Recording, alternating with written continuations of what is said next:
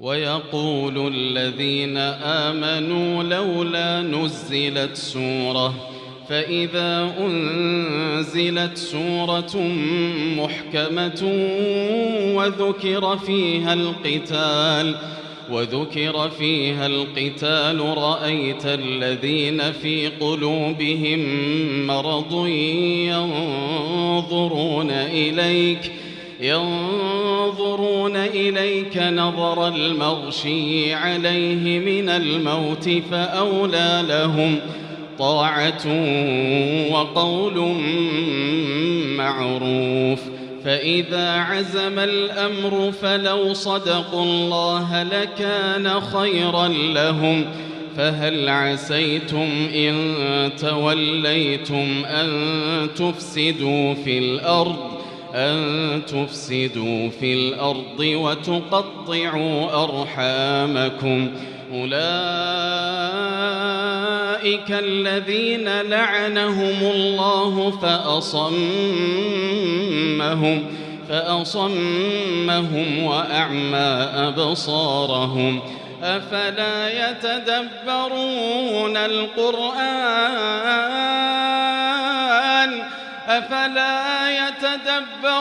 القرآن أم على قلوب أقفالها؟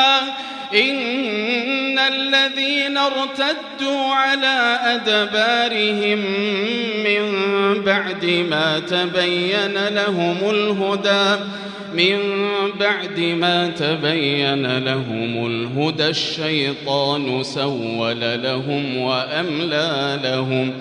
ذلك بأنهم قالوا للذين كرهوا ما نزل الله سنطيعكم في بعض الأمر والله يعلم إسرارهم. فكيف إذا توفتهم الملائكة يضربون وجوههم وأدبارهم؟ ذلك بأنهم اتبعوا ما أسخط الله وكرهوا رضوانه فأحبط أعمالهم. أم حسب الذين في قلوبهم مرض أن لن يخرج الله أضغانهم؟ ولو نشاء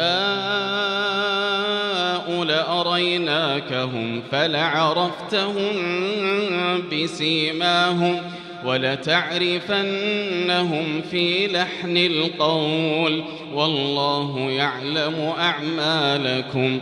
ولنبلونكم حتى نعلم المجاهدين منكم والصابرين ونبلو أخباركم.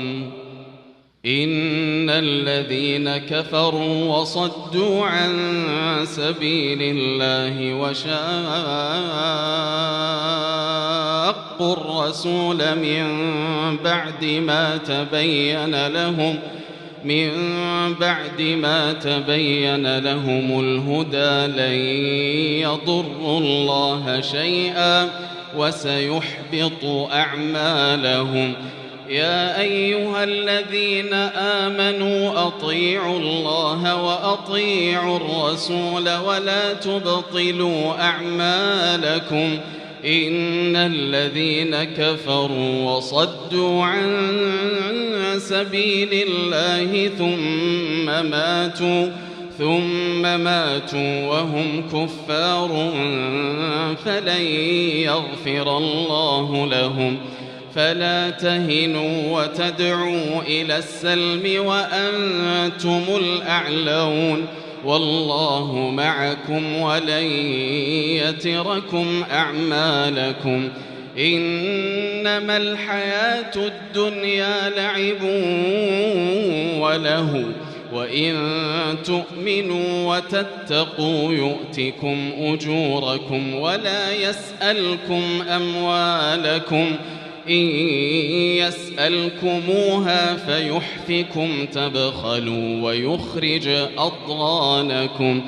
ها أنتم هؤلاء تدعون لتنفقوا في سبيل الله فمنكم من يبخل ومن يبخل فإنما يبخل عن نفسه والله الغني وأنتم الفقراء